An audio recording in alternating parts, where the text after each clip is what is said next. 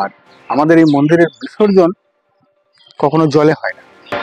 মোটামুটি এই তিনটে মন্দির মিলে 300-400 পাঠা বলিদান হতো।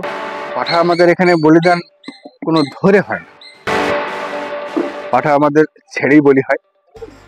পাঠাটি চান করিয়ে ছেড়ে দিলে মায়ের মন্দিরে চলে আসে পুকুর থেকে দিয়ে আধলা বলি। বিষ্ণুপুরের রাজা ছিলেন, বিষ্ণুপুর থেকে এসে প্রতিদিন এখানে এসে পুজো করে যেতেন সকালে ওখানে। তো বন্ধুরা, একটা নতুন ভিডিও নিয়ে আপনার সামনে আবার হাজির হয়ে গেলাম। আমি আজকে এসেছি বাঁকুড়া জেলা ফুলবিড়া থেকে মাত্র 3 কিলোমিটার দূরে নিরসা গ্রামে। এইখানে আছে বড় মা, ছোট মা এবং মেজো মা।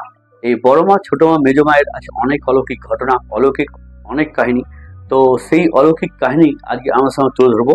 আর মা কিন্তু এখানে বিশাল জীবন্ত, আর মায়ের অনেক ঘটনা আছে, অনেক কাহিনী আছে যেটা বলে শেষ করা যায় না। আর মা আছে পঞ্চমুণ্ডির আসনের উপরে। তো এই নিরসা গ্রামে পাঁঠা বলিকে নিয়ে রয়েছে প্রচুর অলৌকিক সম্পন্ন সত্যিকারের ঘটনা, যা প্রমাণ করে মা এখানে জীবন্ত এবং জাগ্রত। মায়ের মন্দিরে এক সময় 400 থেকে 500টি পাঠা বলি হতো। এখন সেই সংখ্যা কমে গেলেও সেই অলৌকিক ঘটনাগুলি এখনো ঘটে চলেছে এই মায়ের মন্দিরে। আপনারা কি শুনেছেন কখনো পাঠা নিজের থেকে হাড়ি কাঠে গলা দেয়? কেউ তাকে টেনে হিজড়ে সেই হাড়ি কাঠে নিয়ে যায় না। এইখানকার গ্রামবাসীর কথায় যে পাঠাটিকে বলি দেওয়া হয় সেই পাঠাটিকে পুকুরে চান করানো হয় এবং সেই পাঠা আপনা থেকেই পুকুর থেকে হেঁটে এসে হাড়ি কাঠে বলির নিমিত্তে গলা দেয়, গায়ে কাটা দেওয়ার মতো ঘটনা। শুনুন এই মন্দিরের পূজারীর মুখ থেকে সেই ঘটনাটি। আমার নাম চিত্তরঞ্জন আকুরে। আগেকার দিনে আমরা দেখেছি যে মোটামুটি এই তিনটে মন্দির মিলে 300-400 পাঠা বলিদান হতো। বিকেল 3টে থেকে কি 2টো থেকে পাঠা বলিদান শুরু হলে রাত 10টা, 11টা, 12টা বেজে যেত। আর পাঠা আমাদের এখানে বলিদান কোনো ধরে হয় না, পাঠা আমাদের ছেড়েই বলি হয় এবং দাঁড় করানো অবস্থাতেই বলি হয়, কিন্তু কোনো ধরা হয় না, কোনো ধরা হয় না। এবং এক চোটেই পাঠার বলিদান করতে হবে, না হলে যার মানসিক থাকে তাকে আবার পুনরায় এবার পাঠা দিতে হয়। ওই যে বাচ্চা হয় না, আমার সন্তান হলে আমি এখানে একটি পাঠা, হ্যাঁ, তো পাঠা বলিদান হয় এবং পূজার সময় 100-150 পাঠা বলিদান। প্রচুর লোক আছে দেখতে, হ্যাঁ, আমাদের ঘর ঢুকতে পারবেন না এত লোক। পাঠাটি চান করিয়ে ছেড়ে দিলে মায়ের মন্দিরে চলে আসে পুকুর থেকে দিয়ে আধলা বলি, ওই খুঁটাতে পড়িয়ে ছেড়ে দিয়া ওইটি দেখবার জন্য দুনিয়ার লোক আছে। আধলা মায়ের পাঠা বলি ওইটি দেখার জন্য দুনিয়ার লোক আছে। তো 410 বছর মায়ের পূজা হচ্ছে। আজ থেকে কিছু বছর আগে ঘটে গিয়েছিল এই পাঠা বলিকে কেন্দ্র করে এক অত্যাশ্চর্য অলৌকিক ঘটনা, যা প্রমাণ করে এই নিরসা গ্রামের মা কালীর অস্তিত্বের কথা। আপনারা কখনো কি শুনেছেন বলি দেওয়ার খাড়া লাফায় বলি নেওয়ার জন্য? তো শুনে নিন সেই মন্দিরের পূজারী জবা পরীক্ষা মহাশয়ের মুখ থেকে সেই লোমহর্ষক কাহিনী। যে খাড়াটাকে বাবা শিলিঘরে বন্ধক দিয়েছিল, শিলিঘরে বন্ধক দিয়েছিল, হ্যাঁ, অমূল্য মণ্ডল তার নাম, দিয়ে পাঠা আসছে। তো বাবাকে বলে গেছে যে পাঠা আমি শনিবার নিয়ে আসছি, এখন পাঠা খানাটা বন্ধক দেওয়া হয়ে গেছে। ও যে বলছে যে হ্যাঁ গো আমাকে একবার খানাটা দিবে তো, কালকে বলিদান করে আবার দিয়ে যাবো। বলছে না না, 6 টাকা তখনকার দিবে, 6 টাকা দিবেই দিয়ে যাবে। দিয়ে বাবা দুঃখ ঘুরে এসে বলছে মা তুই ব্যবস্থা কর, আমার করার কিছু নাই। এখন রাত্রিবেলাতে ওদের কোঠায় ইয়েটা খাচ্ছিল, খানাটা ধপ ধাপ শব্দ হচ্ছে। দিয়ে ওরা কোথায় উঠে দেখছে সে খানাটা পড়ছে আর উঠছে, পড়ছে আর উঠছে। একবারে ভয় এসেছে যে ছুটে এসেছে বাবার কাছে রাত্রে। বলছে দাদা দাদা তুমি খানাটা নিয়ে এসো, খানাটা নিয়ে এসো। না বলছে কেন? না বলছে খানাটা ধপ ধাপ পড়ছে, একবার আওয়াজে আমরা থাকতে পারছি না, আমরা ভয় পেয়ে গেছি। হ্যাঁ, বলছে বললাম যে শনিবারে পাঠা আসছে, তুমি খানাটা দিলে না, চলো চলো টাকা লাগবে না, তুমি খানাটা দিয়ে এসো। বাবা আবার গামছা পরে হাত পা ধুয়ে মুখ টুক ধুয়ে দিয়ে খানা থেকে নিয়ে আসে। আচ্ছা, লৌকিক বলতে আরেকটা ঘটনা আমরা শুনেছি এবং দেখেওছি। আমার তখন ছোট বয়স ছিল, যে এই মায়ের মন্দিরে যে পাঠা পড়ে, পাঠা যদি আজকে পড়ে তাহলে কালকে রাত্রে যে তরোয়াল বা যে খাড়া সেটা ঠনঠন করে বেজে উঠছে, সে জানিয়ে দিবে। সে জানিয়ে দেবে। যে মার তরোয়াল বা খাড়া টনটন করে বেজে ওঠে রাত্রে ঝনঝন করে, বাড়ির লোক বুঝতে পারবে যে কালকে কালকে সকালে পাঠা আসবে। এটা একটা অলৌকিক জিনিস। সেটা এখনো পর্যন্ত হয়। সেটা আমি যখন এখনো সূক্ষ্ম চিন্তা করলে পাওয়া যায়। সবকিছু তো মানুষের চিন্তা ভাবনার উপর নির্ভর করে। ধারণা করে থাকে। বাড়িতে থাকে, অনেক সময় মন্দিরেও থাকে। আগে বাড়িতেই থাকতো। তো আমি নিজে যেমন বলছি, আমরা যখন খুবই ছোট, ঘরের কোনায় ঝুলানো থাকতো একটি তরোয়াল, একটি খাড়া। ঝনঝন করে বাজার আওয়াজ আমি শুনেছি। বাবাকে আমি বলেছিলাম যে ওটা কেমন ঝনঝন করছে। বাবা তখন বললো যে কাল সকালে মনে হয় পাঠা আসছে। তো সত্যিকারে সকালে উঠে দেখি যে হ্যাঁ, পাঠা আসছে। এই বাঁকুড়া জেলার নিরসা গ্রামের বড় মাকে প্রায় 70 কিলোমিটার দূর থেকে প্রতিদিন পূজা দিতে আসতেন বিষ্ণুপুরের মল্লরাজারা। তারা এই মন্দিরে কেন পুজো দিতে আসতেন তার পিছনে রয়েছে এই মন্দিরের পরম সাধক মোহন দাসকে কেন্দ্র করে এক সত্য ঘটনা। তো শুনে নিন সেই কাহিনী। বিষ্ণুপুরের রাজা ছিলেন। বিষ্ণুপুর থেকে এসে প্রতিদিন এখানে এসে পুজো করে যেতেন। সকালে ওখানে পুজো করতেন বিষ্ণুপুরে, তারপর এখানে এসে পুজো করে আবার ওখানে গিয়ে পরে সন্ধ্যা দিতেন। তখন তো ঘোড়ার ব্যবহার ছিল, সেই হিসাবে ঘোড়ায় করে আসতেন, আবার ঘোড়ায় করে যেতেন। এখন বিষ্ণুপুরে মদন মোহন দর্শন করতে যান। যখন বিষ্ণুপুর ঢুকছেন তখন ভোর হয়ে গেছে, আর সামনে রাধাকায়ের বলে একটি পুকুর, আর পদ্মফুল ফুটেছে একবারে। পুকুর ভর্তি পদ্মফুল। বলছে এই তো আমার মায়ের পুজো হবে, ফার্স্ট ক্লাস ফুল করে উনি ওই জলের উপর হেঁটে হেঁটে ফুল তুলছিলেন। আর সকালে পুকুর দিকে আসে সব লোক, এসে দেখে বলছি কি খেপাটা জলের উপরে হাঁটছে, এই যে আশ্চর্য ব্যাপার। তো রাজাকে খবর দে। রাজাকে যে বলছে যে রাজামশাই, একটা খেপা জলের উপর হেঁটে ফুল তুলছে। না জলের উপর হাঁটছে মানে? না, আমরা যেমন মাটিতে হাঁটছি। বলছে সে তো খেপা লয় বাবা, চল দেখি। রাজা আসছেন, রাজার সঙ্গে অনেক লোক আসছে দেখছে।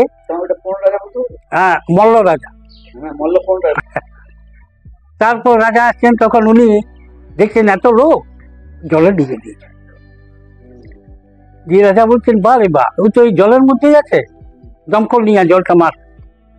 যে দমকল নিয়ে জলটা মেরেছে, মাছ, শামুক, কাঁকড়ি, কাঠিন সব বেরিয়েছে, উনি নাই।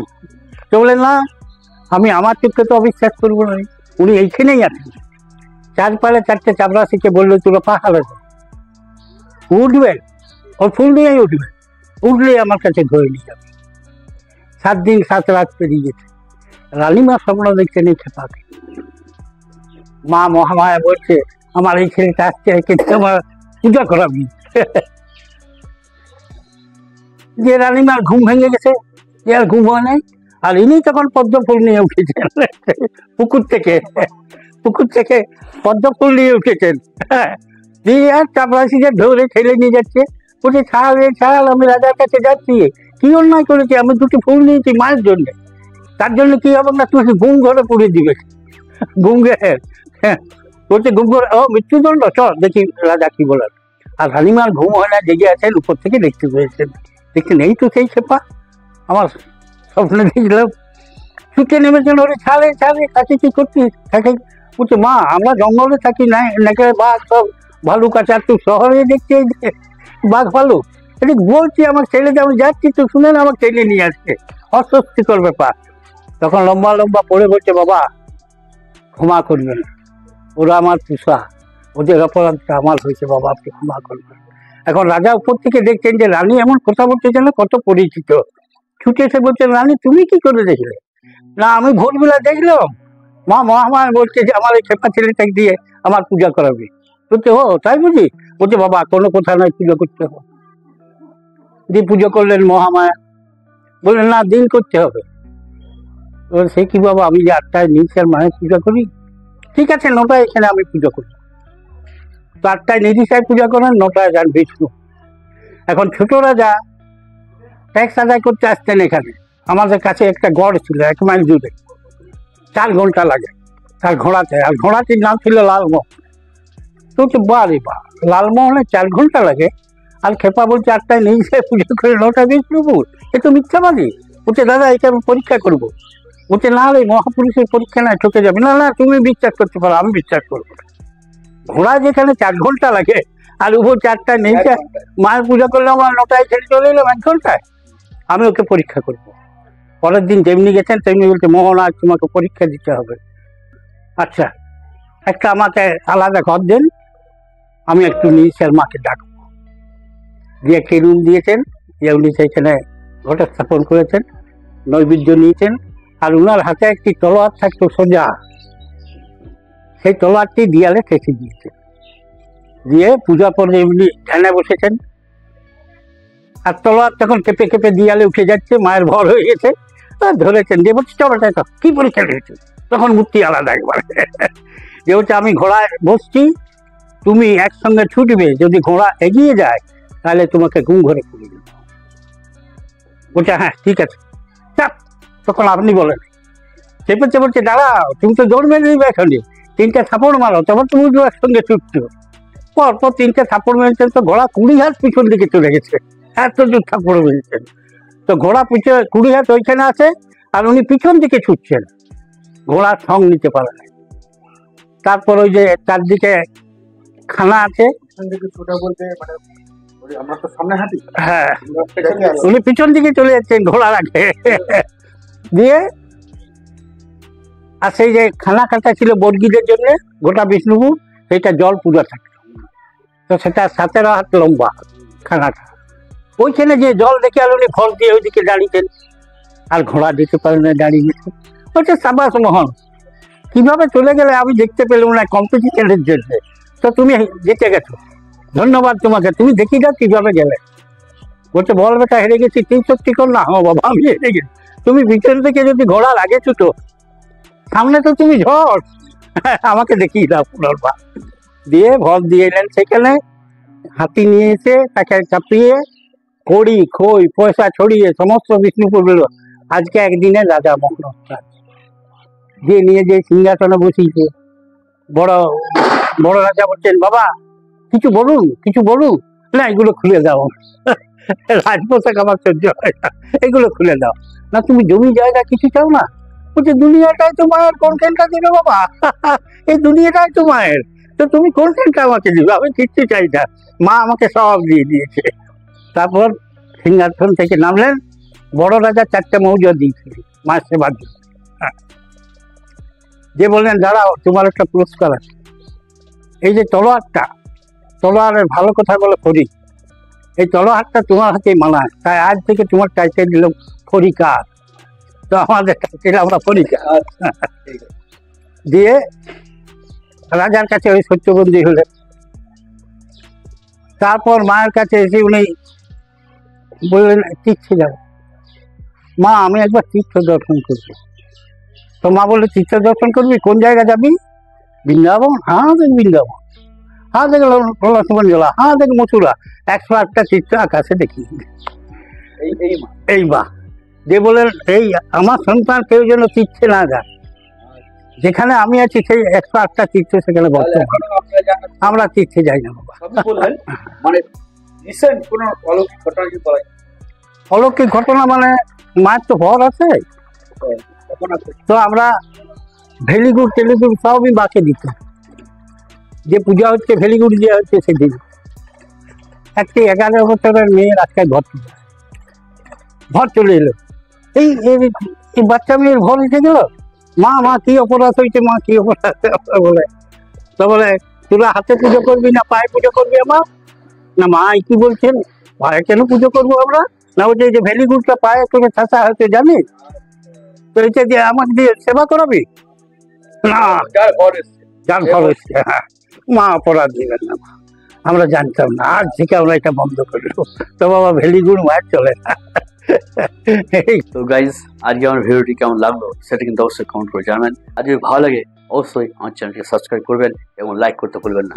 তো বন্ধুরা, এই ভিডিওটি অনেকটা ইম্পর্টেন্ট, আপনারা প্রচুর মানুষের কাছে ছড়িয়ে দেন, শেয়ার করে দেন, কারণ অনেক মানুষের এই মন্দিরে কিন্তু উপকার হতে পারে। তো বন্ধুরা, আজকের মতো এইটুকুই, নেক্সট ভিডিওতে আবার দেখা হচ্ছে। Tata, bye bye.